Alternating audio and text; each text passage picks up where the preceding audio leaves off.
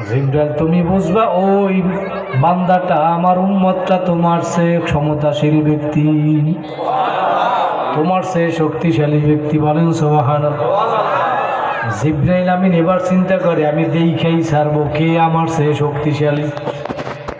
এবার একটা সেরা জামা গিয়া ভিক্ষুকের সুরাতে মাথায় পাগড়ি লাগাইয়া মসজিদে নববীর দরজায় দাঁড়াইছে। আসরের আগে দাঁড়ায় দাঁড়ায় দেখে সর্বপ্রথম যে ব্যক্তি মসজিদের দিকে আসতেছে দুনিয়ার আর কেউ না, সে হইল আবু বকর সিদ্দিক। জোরে বলেন আল্লাহু আকবার। জিবরাইল আমিনের বুঝতে আর বাকি নাই, এখন অপেক্ষা করে নামাজ পড়ে আবার কে সর্বশেষ বাইর হইয়া যাবে এইটা দেখার জন্য। দেখে নামাজের পর একজন একজন যায়, সর্বশেষ যে ব্যক্তি বাহির হইতেছে সেও হইল আবু বকর সিদ্দিক রাদিয়াল্লাহু তাআলা।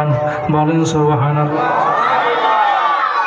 জিবরাইল আমিন এবার ভিক্ষুকের সুরাতে আবু বকরের কাছে গিয়ে বলে, ভাই আবু বকর, তোমারে আমি একটা প্রশ্ন করতে চাই, তোমার অনেক শক্তি আমি শুনছি, আমি তোমারে একটা প্রশ্ন করব, তোমার কি রকম পাওয়ার আমি জানতে চাই।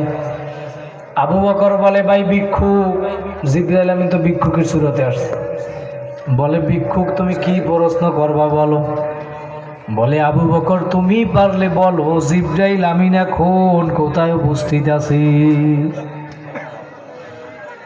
আবু বকর বলে সময় কতক্ষণ। বলে যত তাড়াতাড়ি বলতে পারেন। এই পাশে কথা বলে কারা, এই ভলান্টিয়ার যারা আছেন একেবারে চারপাশে 2-3 জন ঘুরতে থাকেন, কথা বলে এদেরকে থামাই দেবেন।